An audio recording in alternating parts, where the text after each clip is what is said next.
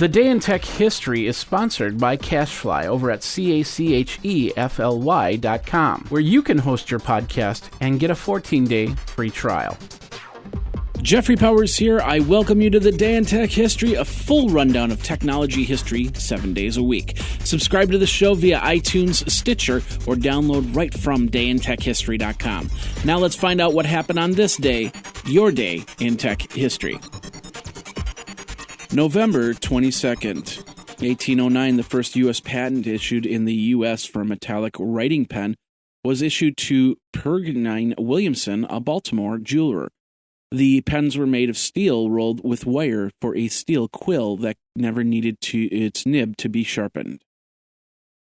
1904, the first direct current electric motor to be patented in the United States was issued to Matthias Festescher of Philadelphia.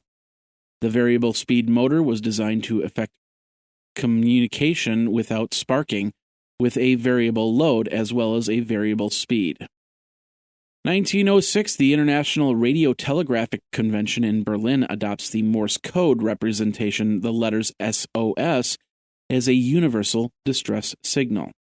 Before, the distress signal was CQD, which was the call sign CQ plus the letter D for distress. 1932, the first U.S. patent for a computerized gas pump was issued to Robert Jaw, Ivan Farnham, and Ross Arnold. The liquid dispensing apparatus is a motorized pump that meters gasoline and displayed the exact amount in gallons dispensed. 1946, J. Presper Eckert and John Mulkey leave the University of Pennsylvania's Moore School of Electrical Engineering, where they had developed ENIAC, the first digital computer, after a dispute arose over the right to intellectual property. 1966, a USSR chess program begins a correspondence match with the Kotok-McCarthy MIT chess program. The match would last 9 months and would be won by the Soviet computer. 1969, the lunar module Apollo 12, which was launched on November 14th, landed on the southeastern Oceanus Procellium region of the moon. 1971, IBM Data Processing Division released the IBM 3872 and 3875 modems. 1981, Al Hokenes scored 5,205,000 points on Atari's Battlezone after playing the game for 4 hours 30 minutes. 1985, John Sculley of Apple Computer and Bill Gates of Microsoft signed a licensing agreement permitting Microsoft royalty-free use of the visual characteristics of the Macintosh Windows 1.0 while promising Macintosh versions of several popular Microsoft products. 1989, Universal Pictures released the science fiction film Back to the Future, Part 2. 1993, Intel begins shipping production versions of their Pentium processor.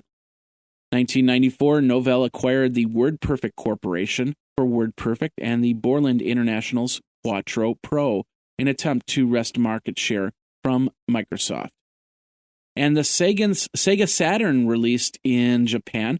The system featured a 28.6 MHz 32-bit Hitachi RISC processor, the processor controlling the double-speed CD-ROM drive, and a whole lot more for 44,800 yen, which is about $450 at the time.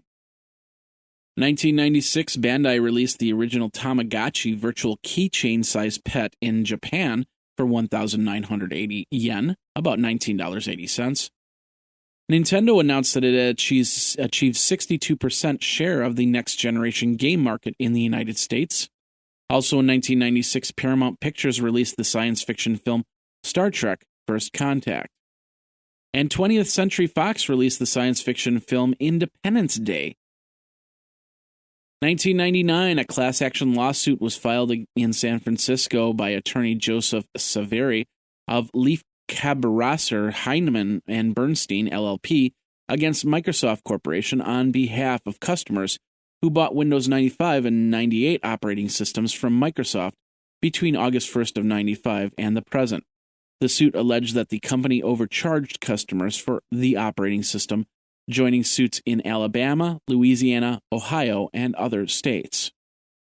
Also in 1999, AOL and Electronic Arts announced a 5-year strategic relationship to create and deliver online interactive content for AOL properties. Apple announced that its BlueBerry iBook would be the #1 selling portable computer in the United States retail market. Also in 1999, Microsoft announced a newly signed agreement with AOL to provide DirectX 7.0 game software components for online gaming. Microsoft also released Service Pack 6 for Windows NT 4.0. Sega announced that 1 million units of the Dreamcast video game system were sold in North America. And Professor Chenming Hu at the University of California, Berkeley, announced a new semiconductor transistor that could now hold 400 times more than its previous capacity. The prototype is called FinFET.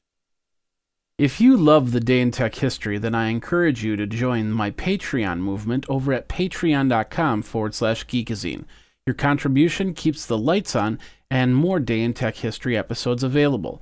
Pledge as little as $1 a month or $12 a year for 365 days of podcasts. Add to that all the content from geekazine.com, morninggeeks.com, and other shows that I produce. That's over at patreon.com/geekazine. Now let's get back into your Day in Tech History. 2002, Lisa Chen, a Taiwanese woman who pleaded no contest of one of the largest software piracy cases in the history of the U.S., was sentenced to 9 years in prison, one of the longest sentences ever involving a case in software piracy. She seized hundreds and thousands of copies of pirated software worth more than $75 million. 2005, Microsoft launched the Xbox 360 video game system in North America. Featured a IBM PowerPC CPU with a 3.2 gigahertz cores, 500 megahertz ATI graphics card with 10 megabytes cache, 512 megabyte RAM, and more. The prices started at $249 for the core version. And Microsoft also launched Xbox Live Arcade. Also in 2005, version 1.0 of the QI Linux was released, and version 4.2 of the Scientific Linux operating system was also released. 2006, Microsoft released an Xbox 360 update for high-definition displays. 2008, Fei Ye and Ming Zhang were sentenced for stealing sensitive chip data for the companies that they worked for, NEC, Sun, Transmeta, and Trident Microsystems, to take back to their home country. They were arrested back in 2001, trying to flee the country. Also in 2008, YouTube posts 3,000 videos entitled How to Cheat. These were how-to videos on basically cheating. Verizon employees were fired after they accessed cell phone data of Barack Obama, and Virgin debuted their Wi-Fi option.